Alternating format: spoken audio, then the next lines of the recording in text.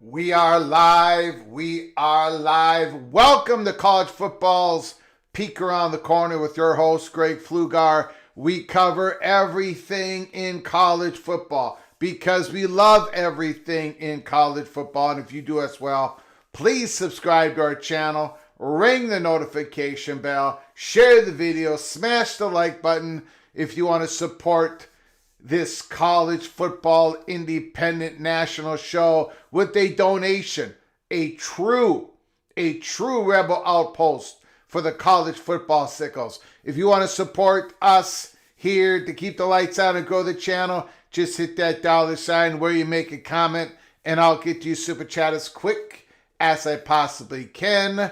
Welcome everybody into the studio that sits on the corner, the very corner of Keith Jackson Parkway and Kurt Gowdy Avenue. Do not be afraid. Do not be afraid to become a legend. I'm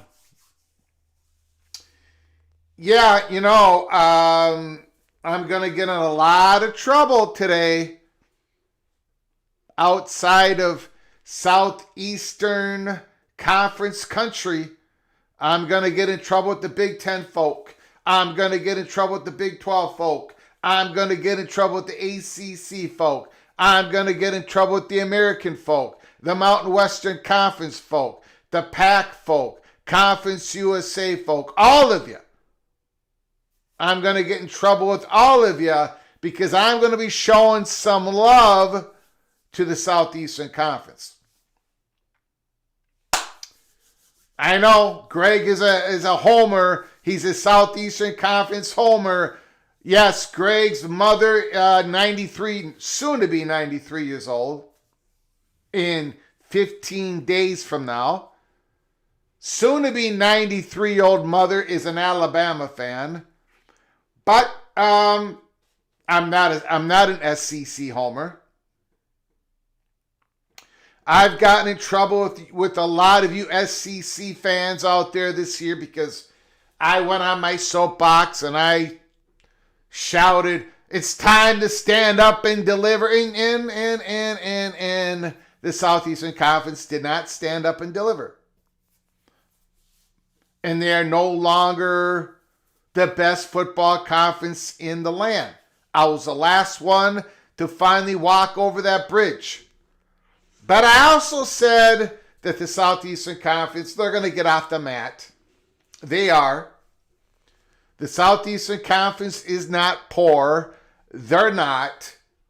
I get it. They might not have the same amount of billionaires, whatever. Don't cry over the Southeastern Conference.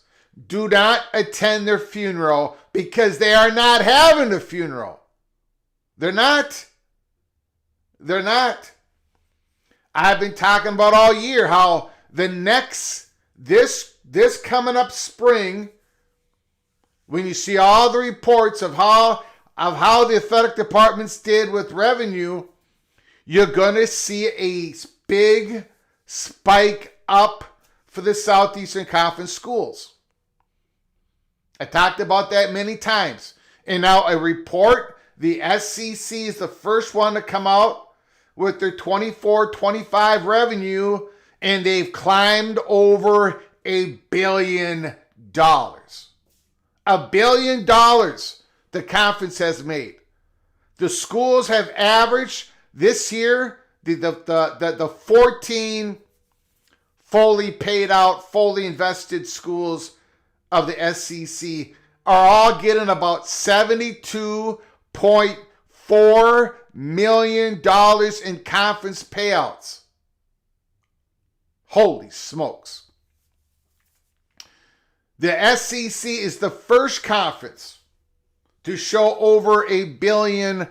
Now, a lot of that has to do with the fact that they're the first ones to report. And the Big Ten doesn't report for quite a long, it's going to take a while for the Big Ten, or at least historically, it takes a longer time for the Big Ten to report.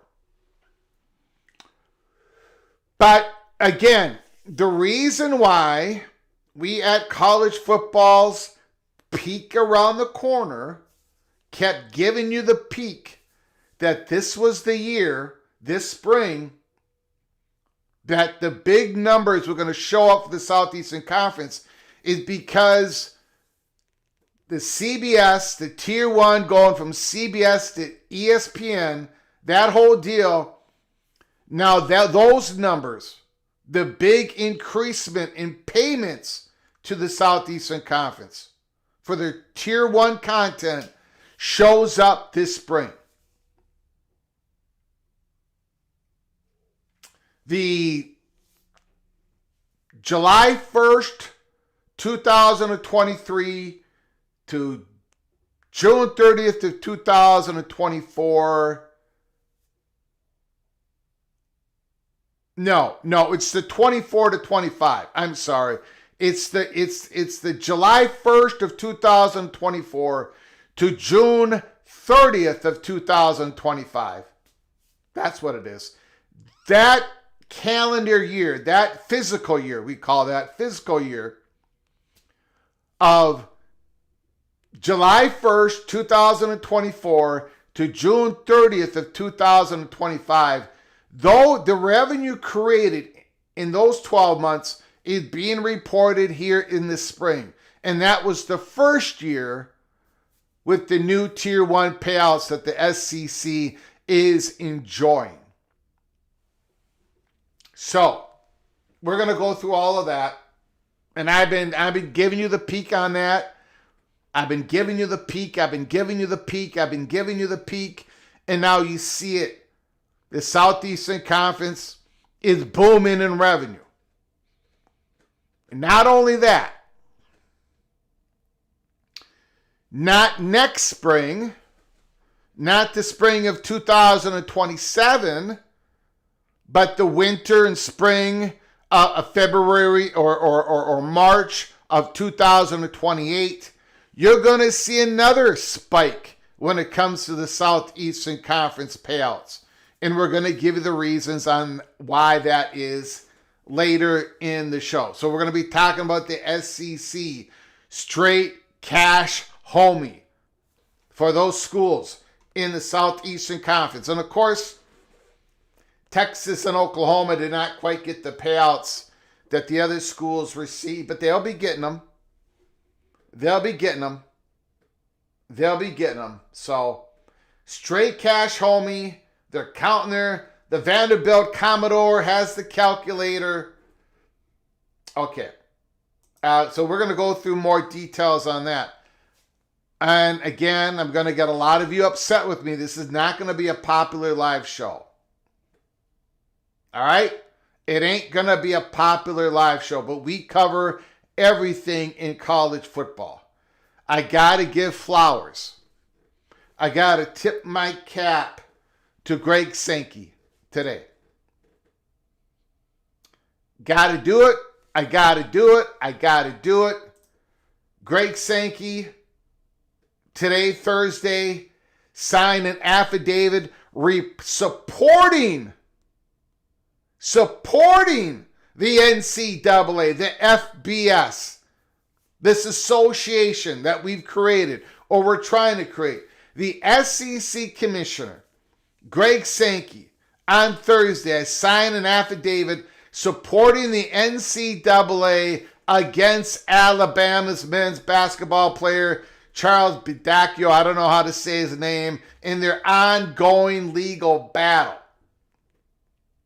I respectfully ask the court to uphold the NCAA eligibility rules challenged in this case, which are essential to the integrity of college sports, to the educational mission they serve, and to the opportunities they provide for current and future student athletes. Judge Daniel Pruitt, and I apologize if I'm not saying the judge's last name correctly, will hold a hearing Friday morning about the injunction.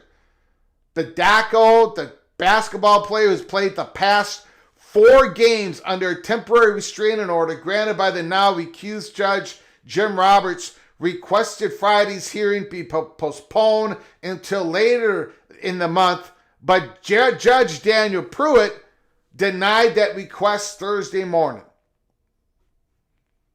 So again,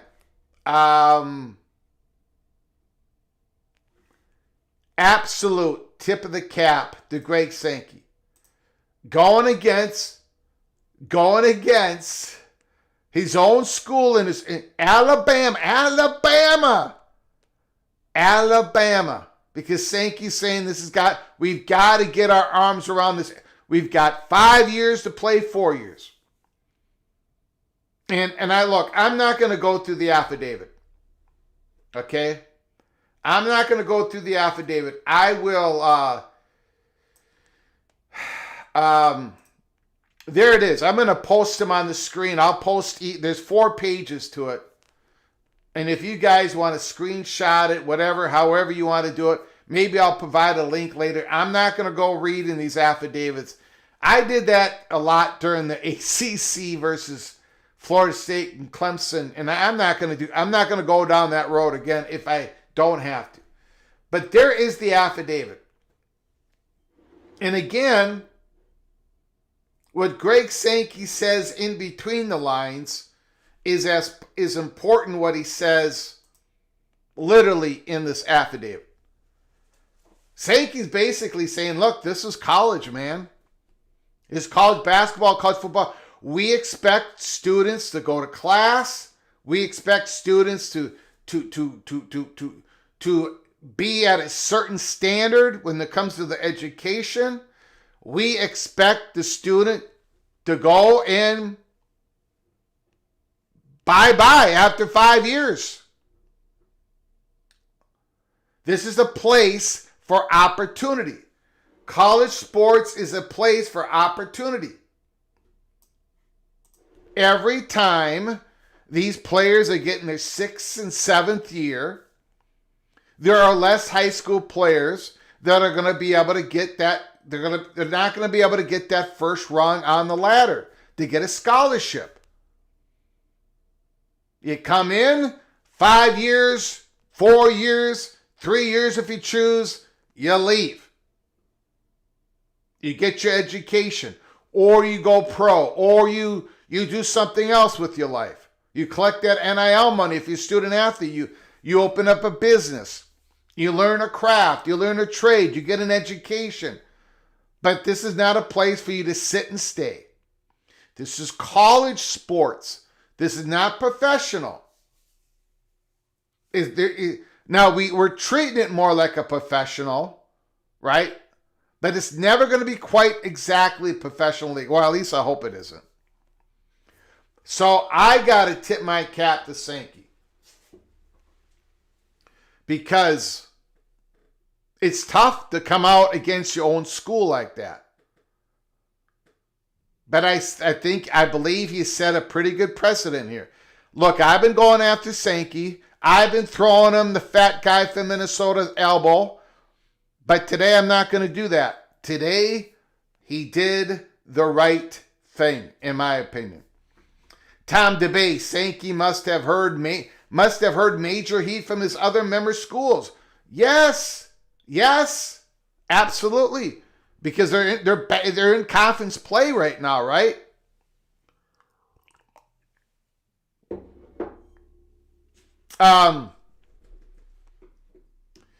OPD done. Would it be a popular delayed watch show since it's not a popular live show?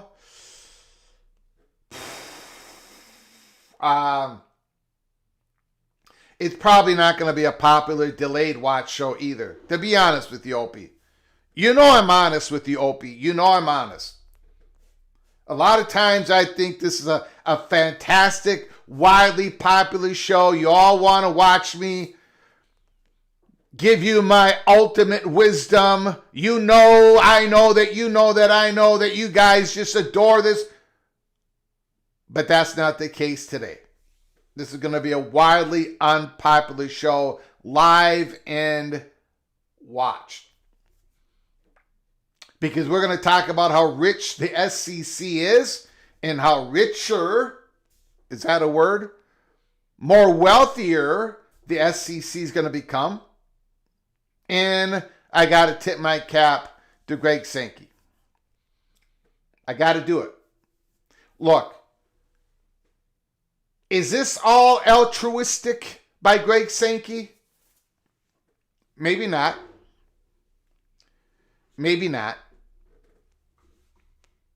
Buckeye Greg, the SEC still overrated. Maybe it's not all altruistic. I mean, look, you know, like Tom DeBay says, Sankey must have heard major heat from his own conference mates. Also, you know, the Southeastern Conference have Georgia's President Moorhead. They've put out some threats, right, in public about how we might have to go solo because the 70-team association, the FBS, we're having a hard time governing ourselves. We can't get anything codified. We don't trust anybody outside the conference. We're going to have to make our own rules. We're going to have to govern our own selves. Well, you know, those words sound, all right, impactful.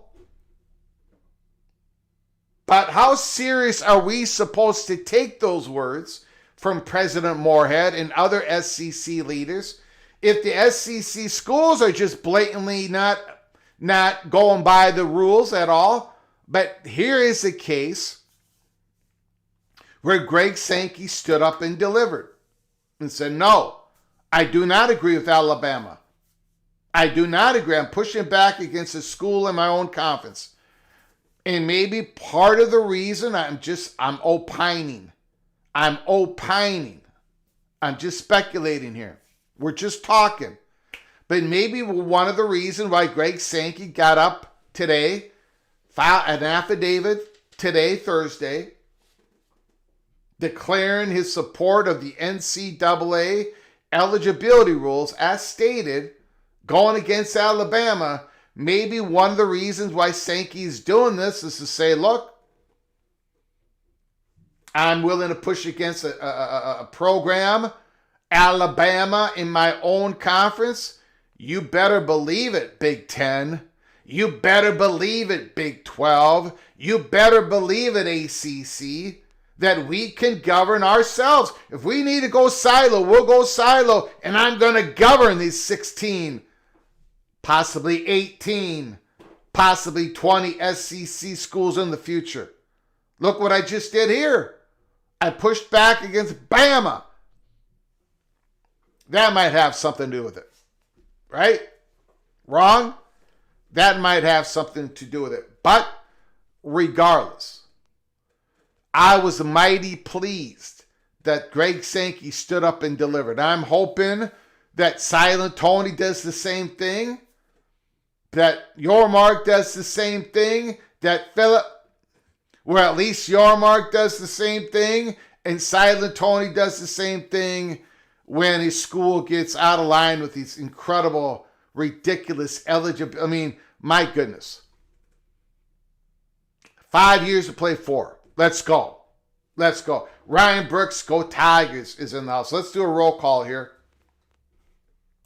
Bruce Harris, Boomer, Oklahoma Sooners in the house. Coy, Bob Swanger, Penn State. AMAC is in the house. John Grove, every man a Wildcat. You know,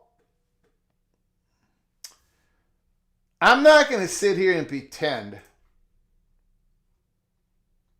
Later on, I will pretend to know what I'm talking about 3-4 months from now, but I'm not going to pretend today. I'm not going to pretend to know Kansas State's wide receiver room, running back room, offensive tackle, backup left tackle, who's going to be their tight end, their secondary, the specialty. I'm not going to pretend any of that.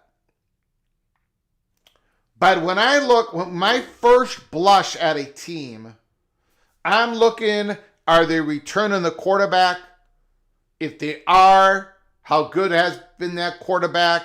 Is there room for elevation for that quarterback? What is their head coach? How successful is he doing in their football schedule? Kansas State, I'm looking at the head coach. I think it's an over. Now, most of the time, I would dampen the prospects.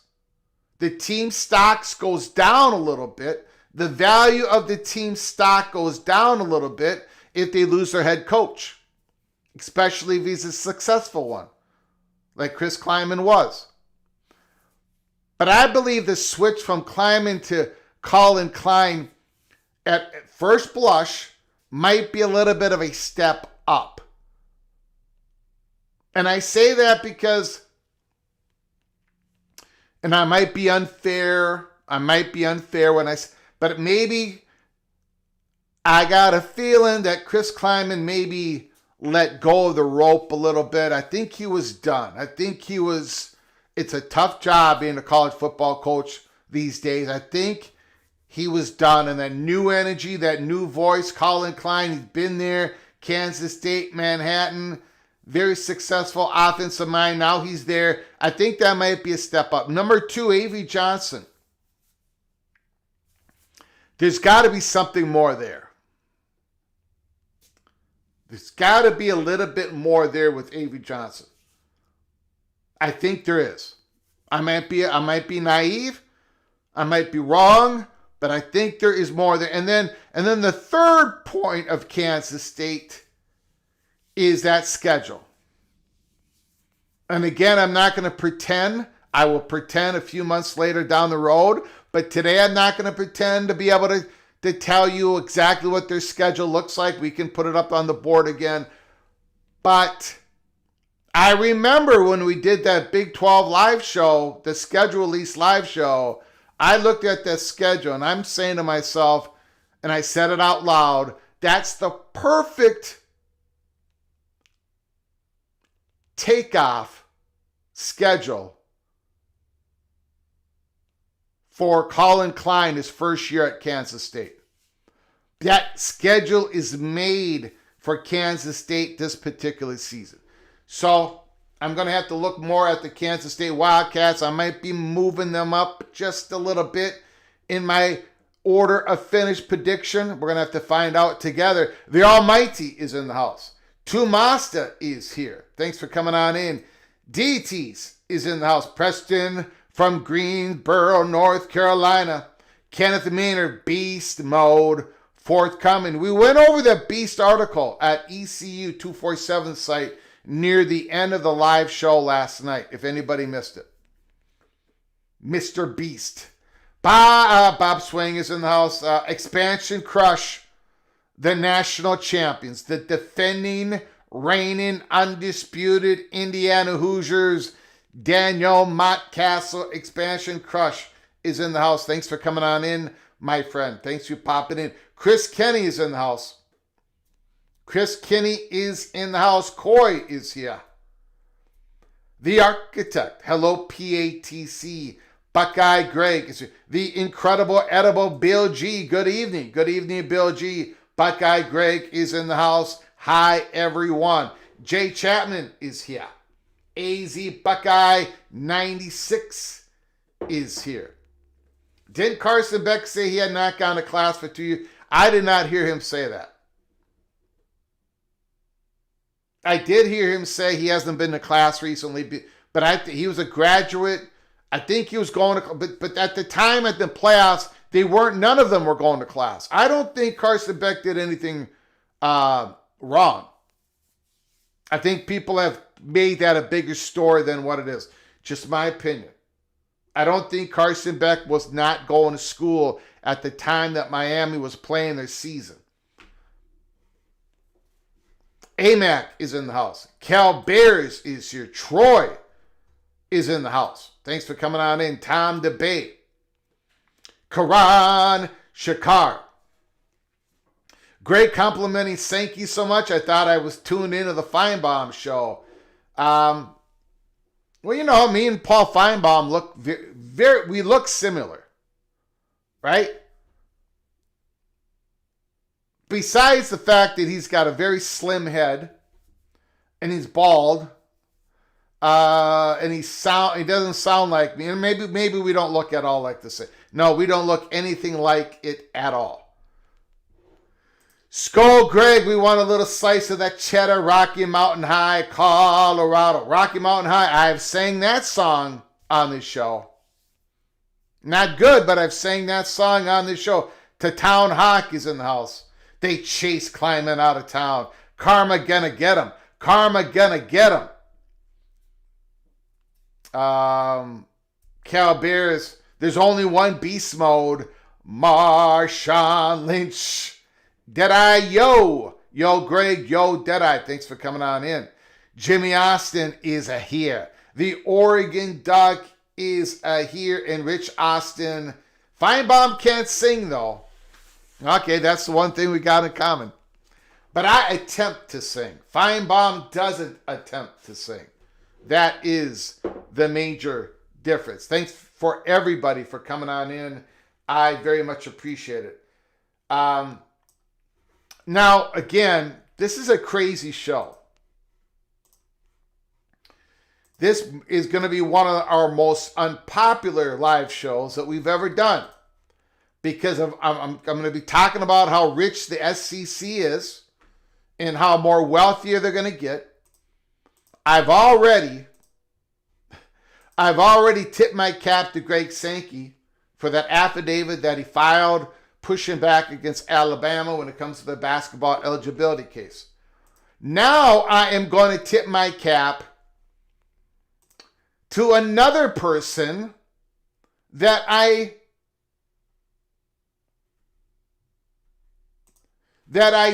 do not ever give him props on. And that is Matt Hayes of the USA Today. Usually I'm ripping on his articles, but not today. Not today. Matt Hayes of the USA Today. Now, USA Today Digital is quite a mess, but we're going to prop it up on here. We're going to get through it the best we can. College football must avoid NFL and run CFP like $1 billion business.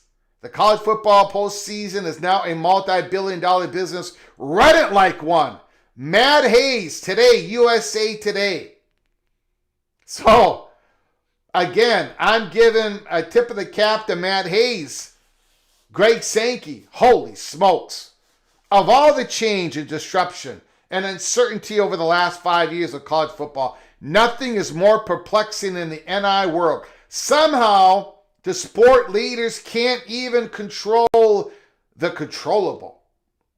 This season, the NFL, a financial goldmine of success and popularity, will play 13 playoff games in 30 days, finishing the annual joyride Sunday with a Super Bowl. Clean, neat, and efficient.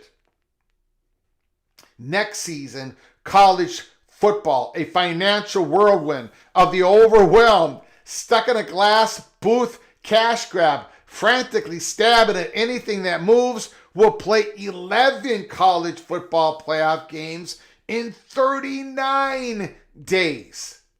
11 and 39. 13 and 30. What the heck is going on? Dirty, messy, inefficient. To say nothing of completely wrecking the college football player procurement calendar and putting undue stress on coaches and players and recruitable high school players. It's not that difficult to figure out, Oregon coach Dan Lanning told me last month before the quarterfinals. Too many excuses, not enough action. Yet, there was a CFP earlier this week announcing next year quarterfinals would move off New Year's Eve to avoid a scheduling conflict with a regularly seasoned NFL game. That's the game plan, everyone. The question is why? Why won't college football leaders, apparently SEC Commissioner Greg Sankey and Big Ten Commissioner Tony Petitti, at the behest of their 34 university presidents, construct a playoff that begins the week after conference championship games and ends on New Year's Day? Now, we're going to go through a little bit more of this article. But the question is, why won't Greg Sankey and Petitti come together and construct a playoff that begins the week after the conference championship games right away and ends on New Year's Day? You can do that with a 12-team, 6-team, 24-team playoff. The amount of teams is not the problem, it's the calendar. A day later, after the championship game, the transfer portal opens for 2 weeks. Clean, neat, and efficient. You're not competing with the NFL for television eyes. You're not pushing the sport well into the second semester. This is your postseason. It will not change year to year, period. This is how you build a predictable and successful product that lasts and sustains and grows year over year. You know, like the NFL.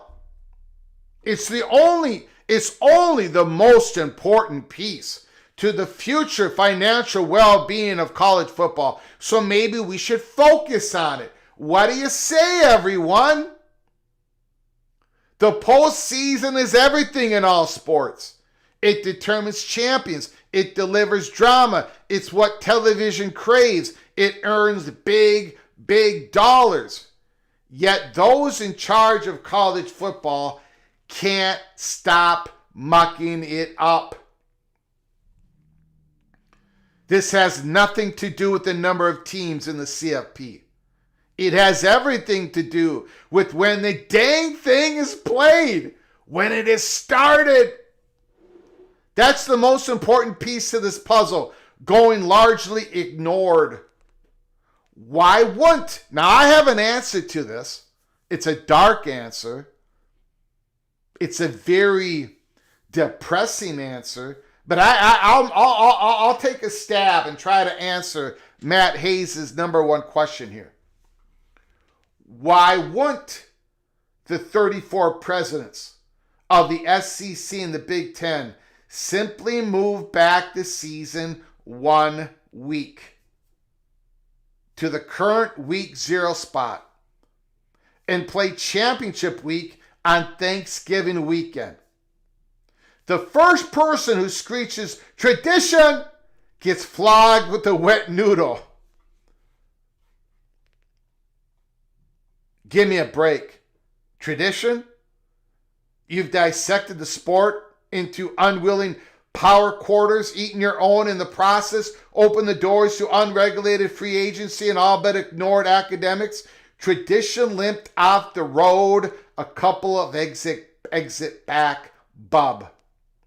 The week after Thanksgiving is the first round of the CFP on campus. The second week of December, where bowl games can still be used and celebrated, is for the quarterfinals. The third week of December is the semifinals. And the New Year's Day is your national championship game.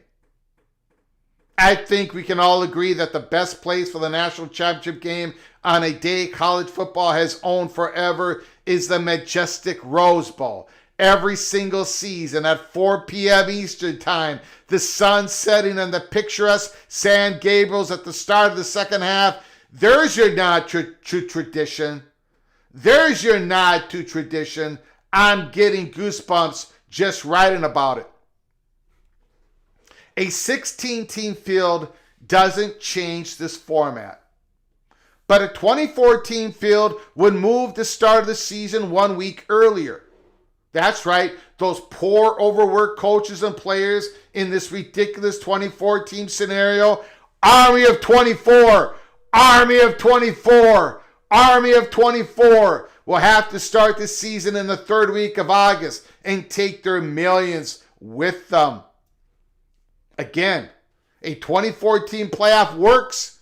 You just move it to the third week of August. Let's go! Let's go! The postseason is now a multi-billion-dollar business. Run it like one. Build it, sustain it. The NFL gets a free player development from college football. It is given free access to coaches and game tape during the season to scout players, and still refuses to defer to college football with scheduling conflicts. The NFL is in it for the NFL. It's time college football becomes all about college football. Make a schedule and stick to it and make billions. Absolutely fantastic. Absolutely fantastic. Matt Hayes.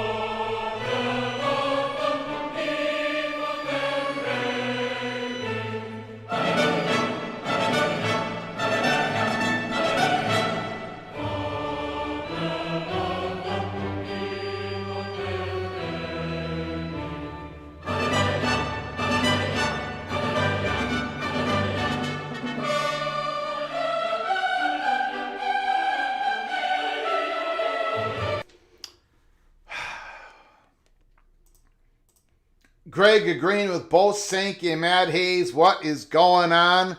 I got to give the Devils their due. I got to give the Devils their due. Matt Hayes, a brilliant article. There's only one part of that I disagreed with it when he said the 24 team playoff is ridiculous. We knew that was coming. But again, it can work. Move the calendar back to week 0 if you're going to stick with the 16 team. If you're going to go to a 16 team playoff. Or even do it with a 12-team playoff. And if you're going to go to 24, and someday you are, if I've got anything to do about it, go out and start the season 3rd week of August. Finish it up January 1st. Go have the portal for 2 weeks as the next semester starts for many of the universities, all of them basically. There it is. Now the question is, why won't they do it? Why won't they do it? I got one answer, and it ain't a good one, but I gotta say it. Mark, we got a West Virginia Mountaineer in the house. Mark Kochender, I'm gonna call you Mark. Mark, I don't think I've ever been able to say your last name. I apologize. Mark, thank you, West Virginia Mountaineer. Mark, I appreciate you becoming an early peak Cloak and Dagger member. You are officially knighted. Officially knighted, Cloak and Dagger. I hope Mark doesn't mind me saying this. But Mark is one of the old school guys. Mark knew that he knew about the USC going to the... he knew about that, what was going on in 2022. I was talking to Mark a lot. I was talking to Daniel Montcastle a lot during those times. So Mark is old school. He knows... He knew what was going on. We were going back and forth. Anyways, I hope Mark doesn't mind that I said that about him. That he was in on it. He knew about everything that was going on. Thanks for coming on in, Mark. I appreciate it, becoming a member of our program. I do have an answer on why they don't simply... Well, I'll get to that in a second. I don't think anyone's going to like my answer. OPD Don Super Chat.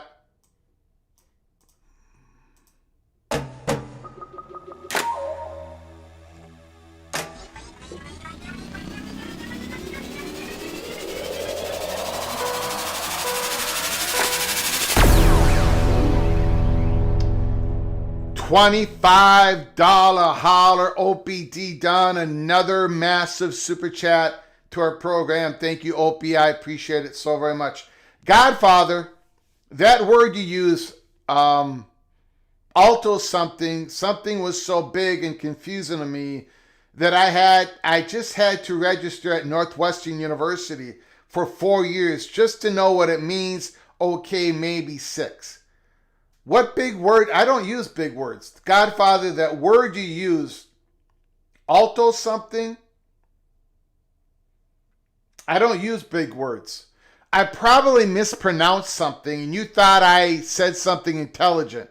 And I didn't say anything intelligent. I just mispronounced a common word. Sometimes you all get fooled. You all believe I'm intelligent because I say something that I really did not mean to say. But other than that, I'm not sure what you're talking. But maybe it would do you some good, Opie, to go to Northwestern University. Maybe it would do you some good. Then you can understand what I'm saying here. You'd be one of the few that could understand what the intellectual wisdom of the fat guy from Minnesota is actually spewing out in the studio. And by the way,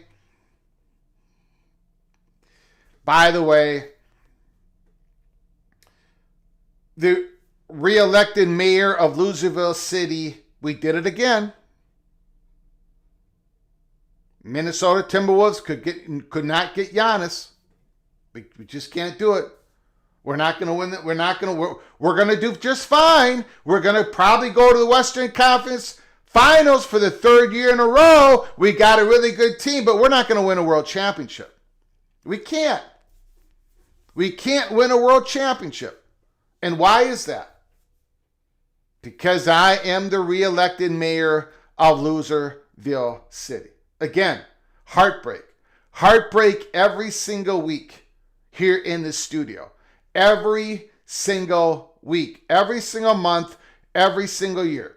Thank you, Opie. I appreciate the $25 holler. Thank you so very much. We got another super chat from the LSU Tiger.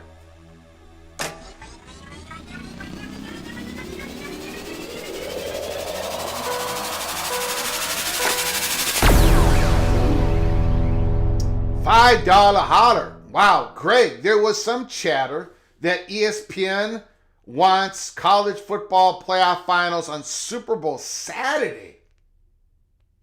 That would be 2 days from now, as opposed to finishing earlier on New Year's. Have you heard that?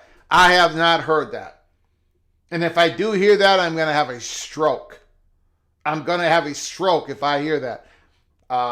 The only reason I'm not having a stroke right now in hearing that, Christopher Hooter, is because you were kind enough to give me a $5 holler, and I very much appreciate it, sir.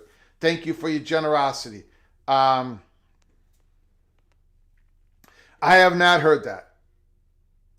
I like what Matt Hayes, this is the first time I really like the Matt Hayes article. So I just want to focus on positivity. Positivity. And today it's all coming from the Southeastern Conference. I just want to focus on the positivity. I don't want to go down. I don't want to rip on ESPN right now. I really don't. So, but thank you, Christopher Hooter. I appreciate it. Kenneth Maynor, Super Chat.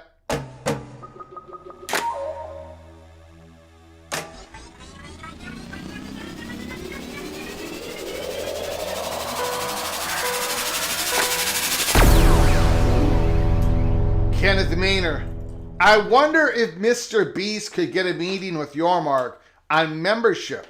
Big 12 planning a flag, big old pirate flag on Tobacco Road would be a nice middle finger to the ACC and the UNC.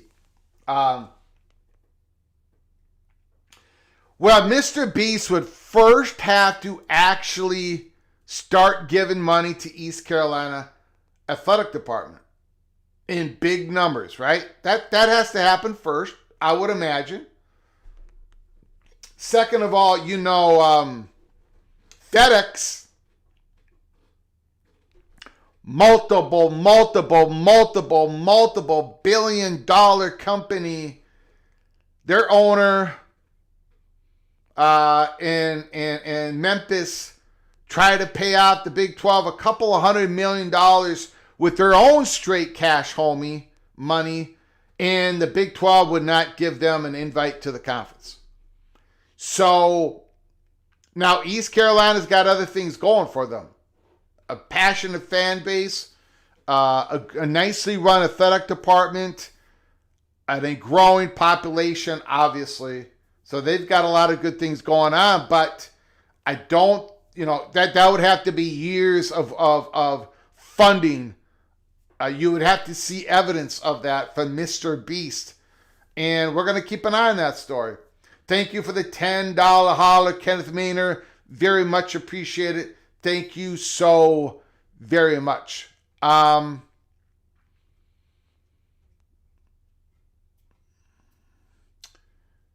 What's the dark reason you mentioned for not moving it back? I'm going to give that to you in a moment. Move the Army-Navy game to week 0 to start the football season. And that's but they need their own day. Week 0, but a Thursday, Friday, their own night. No, it has to be during the day because you got a lot of people coming in. They need their, okay, maybe not their own day, but they need their own, they definitely need their own television window. We would have to do that. But that is an interesting idea. Rich Austin, Utah Ute, interesting idea, to say the least. We've got another super chat here. Oh.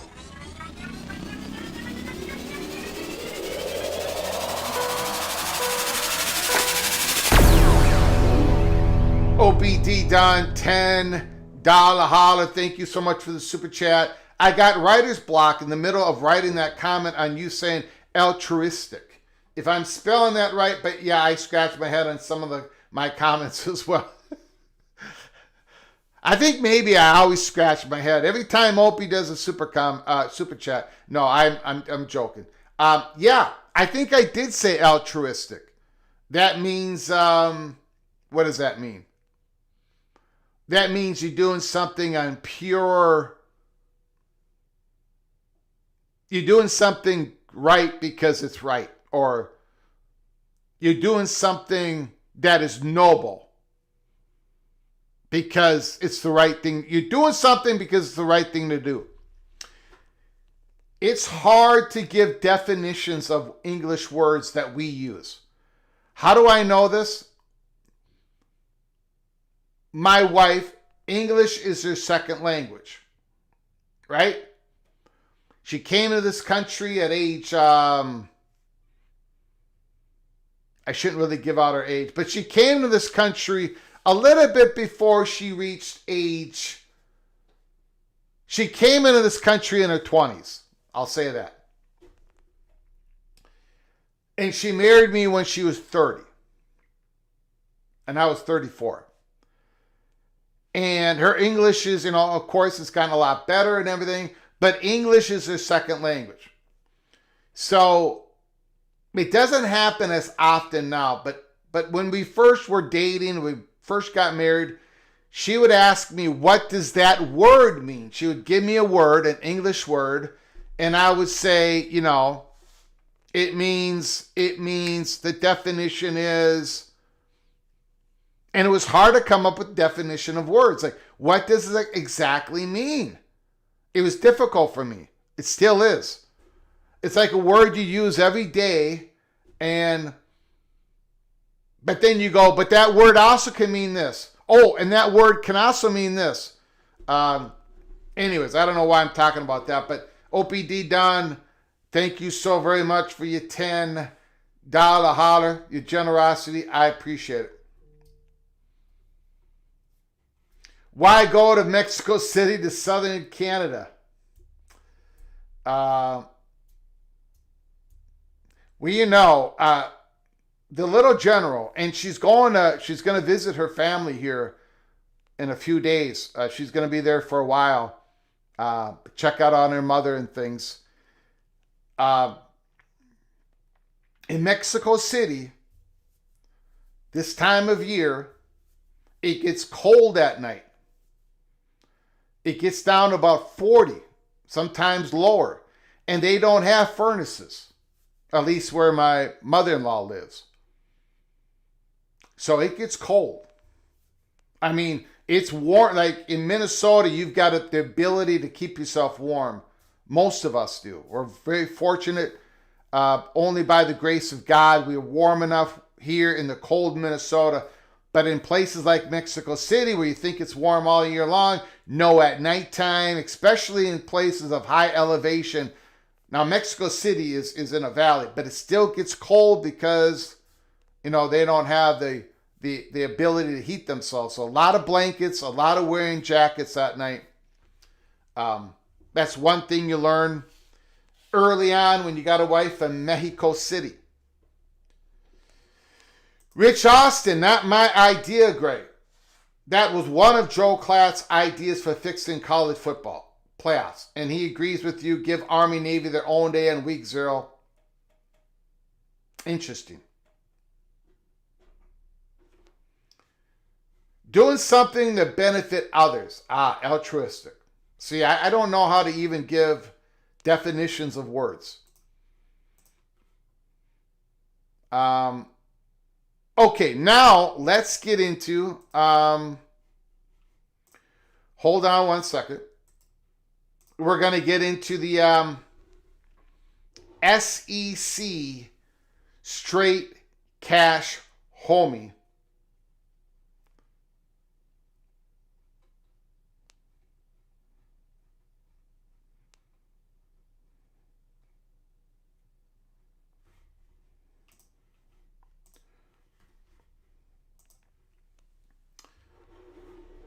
The Florida Gator, Alabama Crimson Tide Elephant, and the Vanderbilt Commodores sitting around A whole lot of cash. A whole lot of cash. We're going to that next. Christopher Hooter, LSU Tiger.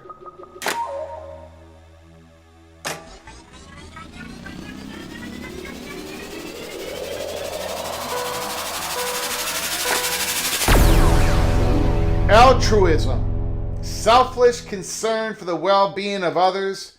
Latin, atiti, huic, to this other. Yes, I took Latin at LSU. Go Tigers, go Tigers. Well, I sang at a Catholic church for 9.5 years, and I don't know a lick of Latin. How about them apples? How about them apples? Thank you for the $5 holler, Christopher Hooter. I very much appreciate it. Altruism. So altruistic, is that a word or did I make it up? Maybe I should have said altruism. I've got a vocabulary of a 5th grader. Ricky Tungate.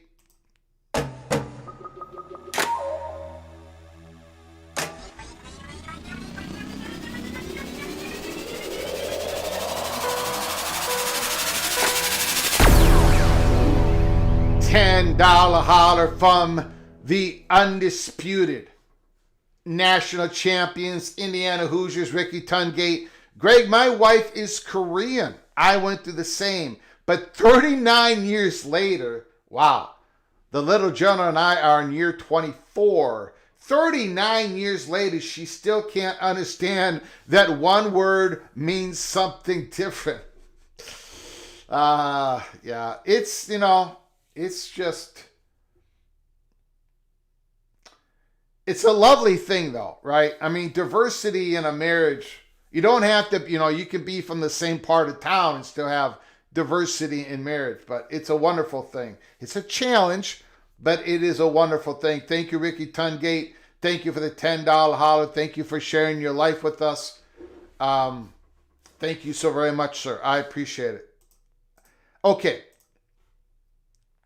I said it correctly. All right. Now, SEC,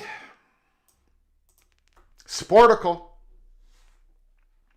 and we gave you the peek around the corner on this. We told you that when the numbers come out in the spring, and our SEC released it early, but when we all see the numbers come out on the USA Today, sometime in March or April, you're going to see the Southeastern Conference spike straight up when it comes to making revenue. Daniel Labitte, SEC has officially broken the $1 billion revenue barrier. The Southeastern Conference announced Thursday that it distributed $1.03 billion in revenue to its 16 members during the fiscal year of 2025, becoming the first league to officially claim having generated 10-figure earnings in a single physical cycle. Woo! 25 distribution represents an increase of more than $200 million over the previous year when the SEC distributed $808.4 million. On average, SEC schools received $72.4 million through new members, Texas and Oklahoma, though new members, Texas and Oklahoma, which joined the league, received much smaller shares of $12 and $2.6 million, respectively. That's a one-year deal. Texas and Oklahoma is going to be making big bucks in the next years ahead. So, $72.4 million. Just to give you an example,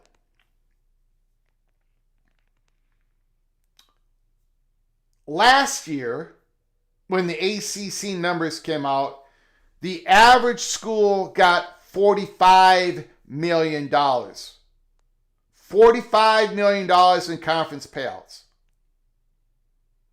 And it's going to be fascinating to see what the ACC numbers are, not so much this year, but the next year with this unequal revenue sharing. But they're not going to bounce much higher than 45 million. So now you're starting to see that gap.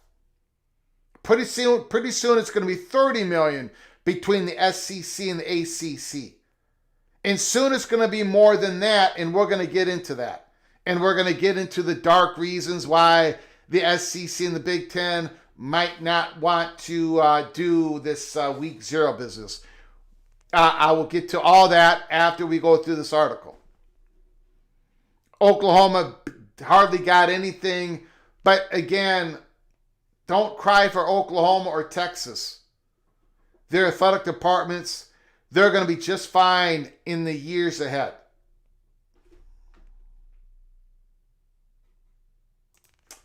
Thursday announcement comes as the SEC was due this week to have filed its latest tax return covering 25, which will publicly confirm the total revenue figure and provide additional financial details, including the most recent compensation figures for the SEC Commissioner Greg Sankey.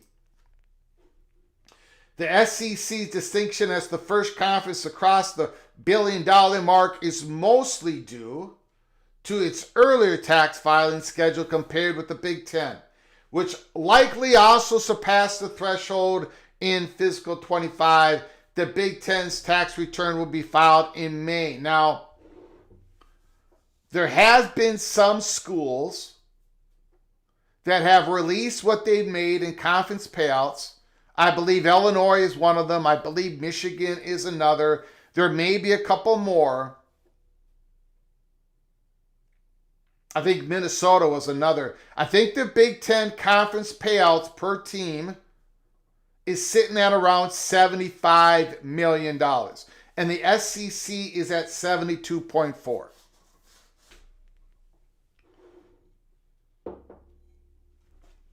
And in a couple years from now, that's going to shoot upward. And I'm going to explain that in a moment. In a sign of shifting financial gravity of college sports for both the Big Ten and the SEC. In a sign of the shifting financial gravity of college sports, both conferences are on a pace to overtake the annual revenue haul of the NCAA. If not in the last cycle, then in the present one. The association reported $1.29 billion of revenue in fiscal 24. And then finally in the article, Sankey became the SEC's 8th commissioner in June of 2015, when then the 14-team league was earning $527 million annually, half of what it now generates a decade later. So there it is. The SEC is making bank. Straight cash, homie. We've got a super chat from the Evil Badger.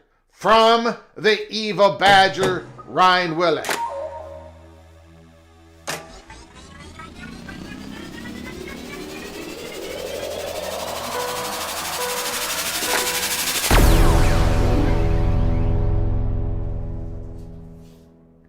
Greg, I told you Giannis wasn't going anywhere. And this Evil Badger doesn't have any sources. Yep,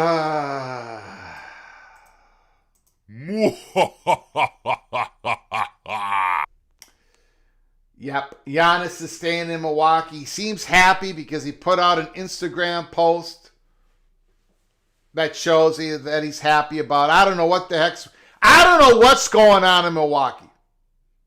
Giannis wants out. Now he wants to stay. Go ahead. All I'm going to tell you, Evil Badger, you're going to be sitting at home. The Milwaukee Bucks are going to be sitting at home while my Minnesota Timberwolves go all the way to the Western Conference Finals and lose a heartbreaker. A heartbreaker, Game 7. And once again, we do not advance to the NBA championship. Ryan Willie, you were correct. You were absolutely correct. Thank you for the $2 holler. I do appreciate it. Thank you, sir, for your generosity. You were correct. My dreams were dashed once again. Okay.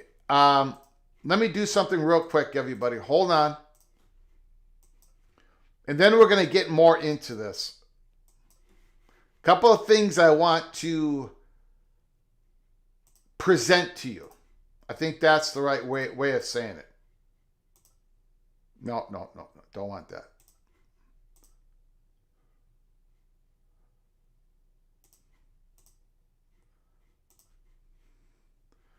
Okay, I don't know what's going on here.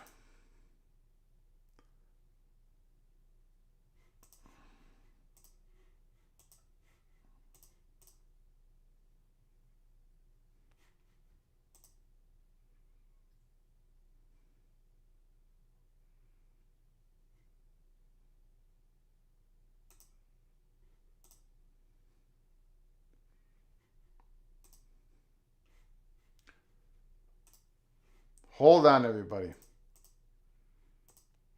Something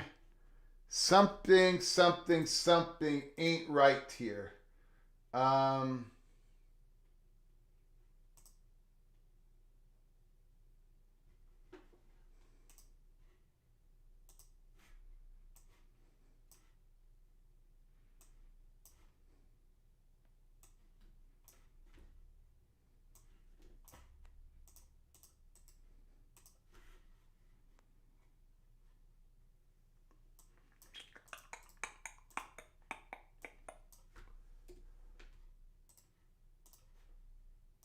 Okay, I hope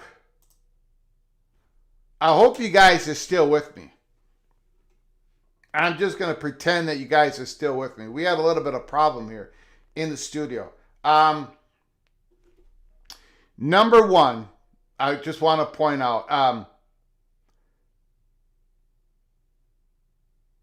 the number of $72.4 million per school, per team of the 14 of them in the SEC and the 75 million of the Big Ten. Both of those numbers are going to go up a little bit next year. Next spring, the 2027, both those numbers are going to go up $4, $5, $6 million per team. All right? But the year after that is when we're going to see another big spike. Because the year after that, in the spring of 28, you're going to see the first change in the college football playoff payouts. Where every Big Ten school was getting $6 million,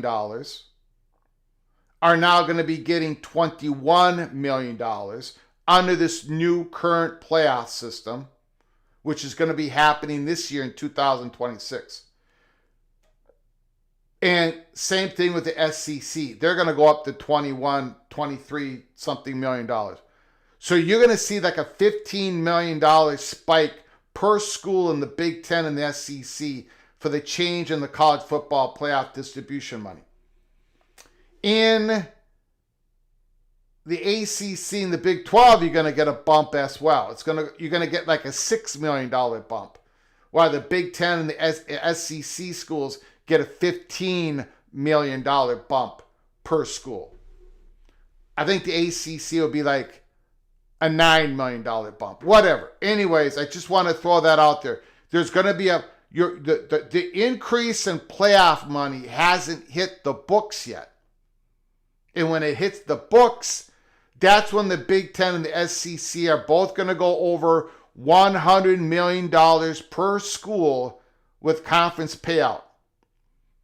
You remember the Navigate projections? They come out, they have the chart, and it bounces over $100 million. It bounces over $100 million in reporting in 28 because of the new playoff distribution revenue. All right. That's that. Just wanted to get that out of the way.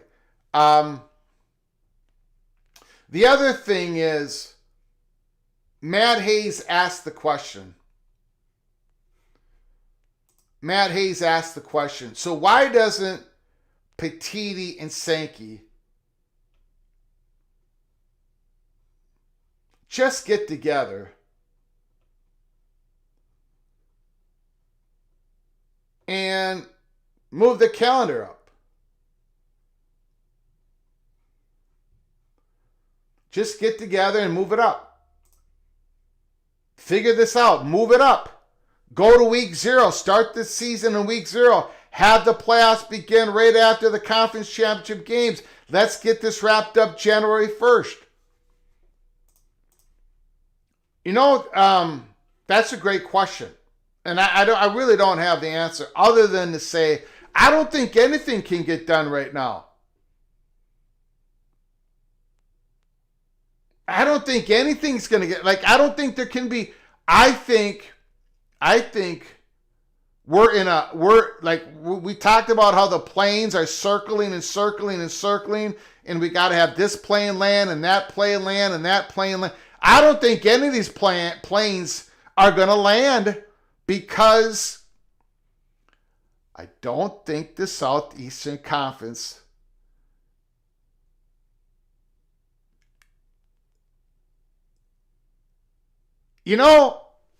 before I finish that sentence, you know how you're in high school and you're a guy like me and you're walking down the hallways at high school and you see a girl and she's pretty good looking and she seems nice and you come up and talk to her and she seems to have a good conversation with you. You might have made her laugh a couple of times. Then the next time you see her, she kind of, she comes up to you. She comes up to you and she pats you on the back and she talks about her classes, whatever. You talk about the best, then you talk about things outside of school and you're talking about the movies, what movies you both like. And then as a guy like me, growing up in the first ring suburbs around North Minneapolis, you're sitting there going,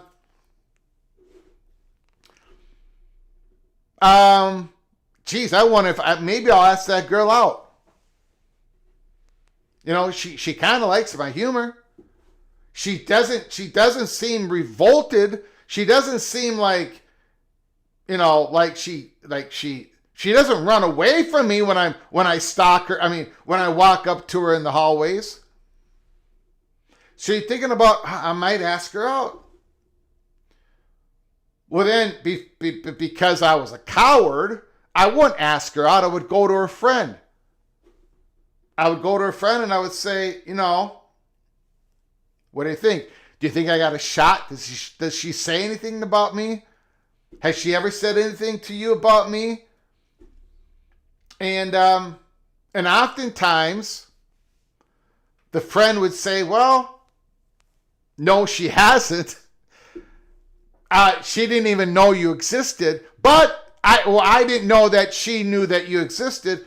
But Greg, let me ask her, and I'll get you an answer back. See if you got an opportunity. See if you got a shot for her to say yes if you ask her out. So the next day you go to school and you got a bounce in your step and you're skipping down the hall. And you see the friend and you say, well, did you ask her? And the friend says, yeah, Greg, I don't know how to say this to you, but she's just not that into you. She's just not that into you. And then you kind of laugh it off and say, I don't even know if I was going to ask her out anyways. I didn't even know I was. So anyway, this is what I think is going on with the Big Ten and the Southeastern Conference. A lot with the Southeastern Conference. I don't know if the Southeastern Conference is that into us.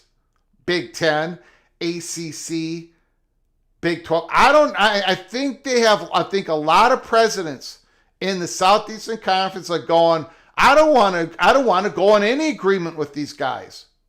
I don't want to date them. I don't even want to eat in the same mess hall right now. I don't know if we change the calendar. Yeah, it would help A, B, C, D, but I don't know if we want to help A, B, C, D right now. So when Matt Hayes says, why don't these two guys at least go and change the bleeping calendar? Because if they change the bleeping calendar, it would work amongst all their other differences. If they go this way with the SEC, or if they go this way with the Big Ten, if they prefer this or this, it still works with a changed calendar. But I don't even think they want to change the calendar, because I don't think the Southeastern Conference is all that into us. Hopefully that changes, because I don't want to see a breakaway. That's my answer to Matt Hayes' question. Why don't they at least simply change the calendar?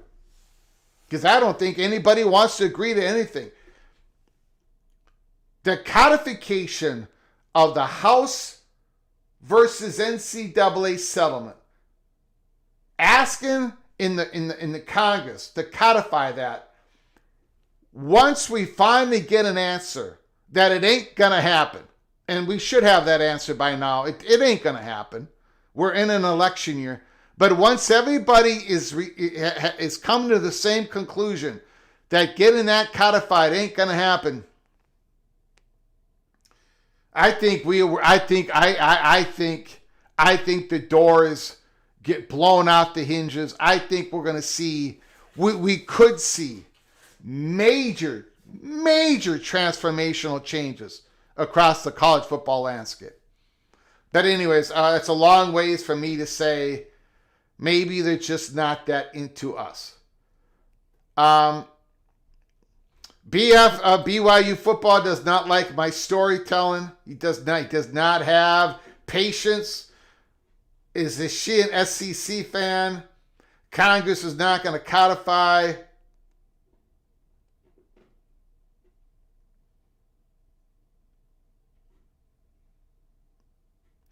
Kalani, yes, change the calendar. Get away from the Gregorian calendar system and go to a 13 months in a year system with a new month squeezed in between November and December. Problem solved.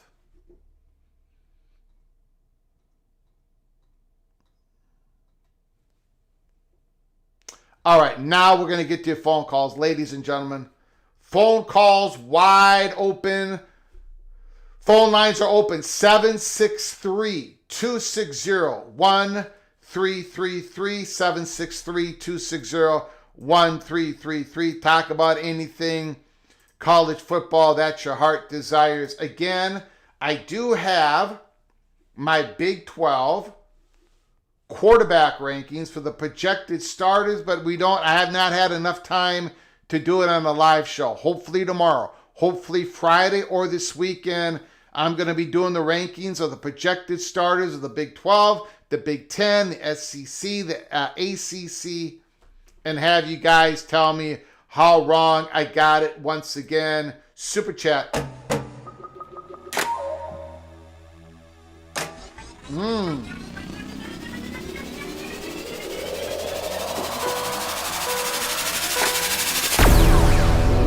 Helmer Hennison, why would the college football succeed overseas if NFL Europe didn't?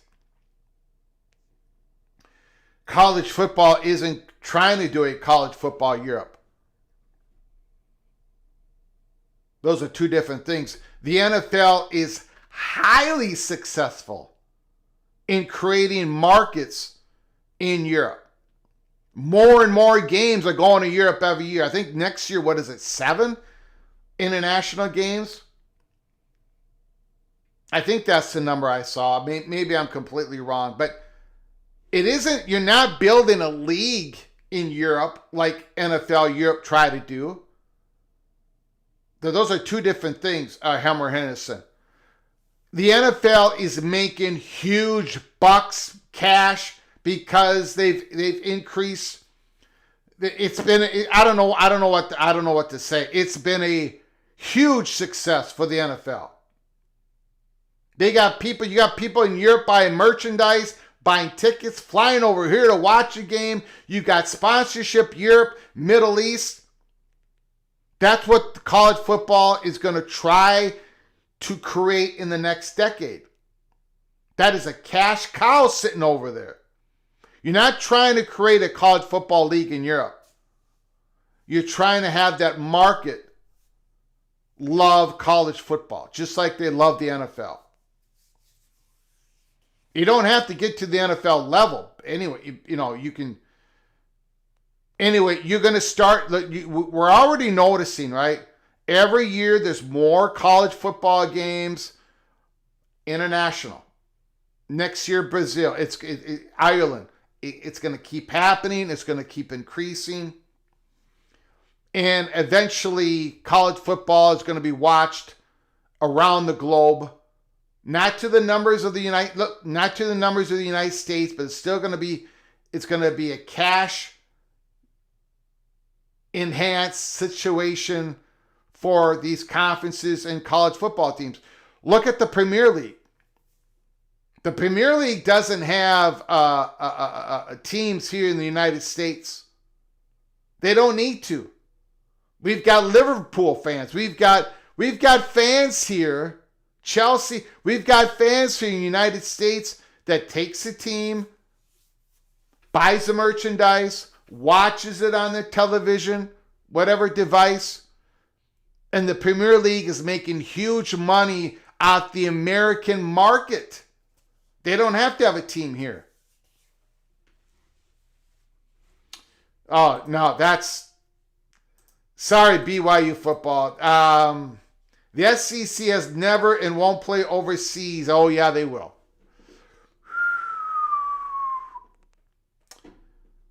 Yes, they will. Yeah.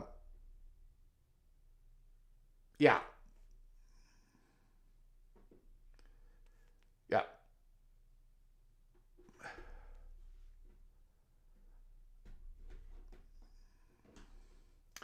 Okay. Dude, make sure the little general isn't listening to this. Oh, she's heard the stories. She has heard the stories. I don't keep anything from her.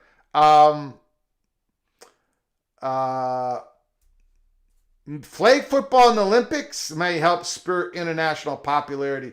And again, college football, flag football, women flag football, that's starting to grow. I think they're going to have like a little tournament next year, right? I see there's like 8 teams all lined up.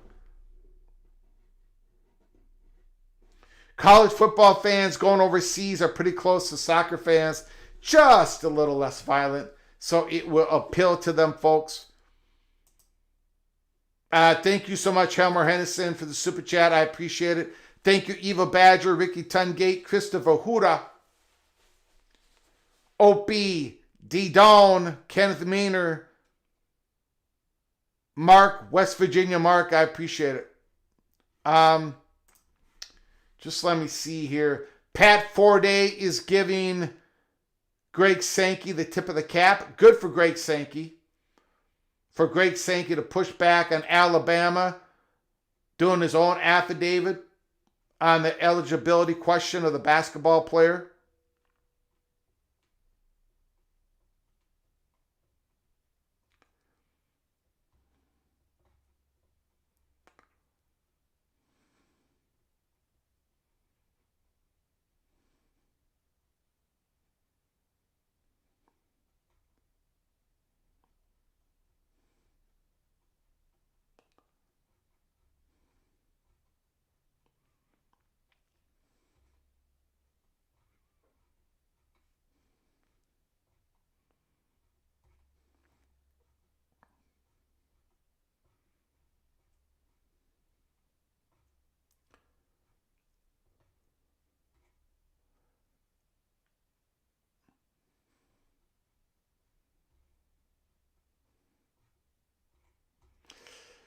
Brian Hartline tells Andy and Ari on 3 show, a podcast show, there was a gut call at the end when deciding to leave Ohio State for South Florida. The ultimate vision of being able to win consistently and chase championships wherever I am was very, very important. I felt like it was here and attainable at USC. USF, University of South Florida. You got a very interesting quarterback, head coach. Very interesting.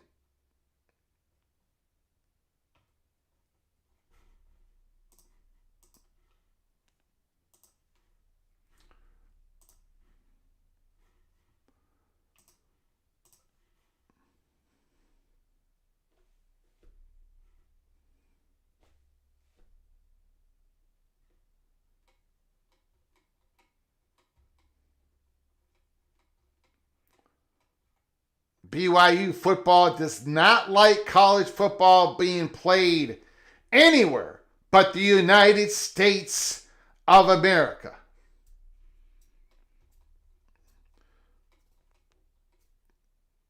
All right, guys, I think we're going to close it up. Nobody seems to want to call, which is fine. Which is fine. That is your choice. Again, our live show was SEC Straight Cash Homie. The SEC, $72.4 million per school in the conference payouts for fiscal 24, June 30th, 2024, July 1st, 2024 to June 30, 2025. Again, I want to thank Eva Badger, Hammer Hennison, Ricky, Tungate, Christopher Hooter, OPD, Don, Kenneth, Maynard, and West Virginia Mark for your donations. Great comments in the comments section. I appreciate it, guys. And again, if you're new to the channel, if you haven't done it yet, please subscribe. Please subscribe. Ring that notification bell. Ring that notification bell. Smash the like button. Share the video. We've got a super chat. The Evil Badger.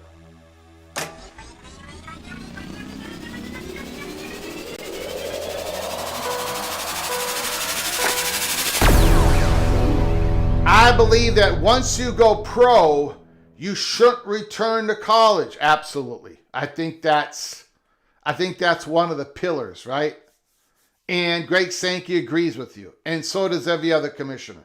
So does every other president. So does everybody. Except, Alabama, they wanted to push the rules. And tip of the cap to Greg Sankey for pushing back. Tip of the cap. Thank you, Eva Badger. Thank you for the $5 holler. I appreciate it. Bob Swanger says, Eva Badger. Yep. I think a lot of people agree with Eva Badger. Look, we're going to be going live Friday, February 6th. So keep your head on a swivel. Keep your head on a swivel. We're still waiting news patiently on the Big 12's decision on what they're going to do with Otro Capital, Redbird Capital. I got a feeling we're going to hear something pretty soon. I'm not promising tomorrow, but we are going to hear something pretty soon on that whole big deal, and that is going to be a big deal, yes or no.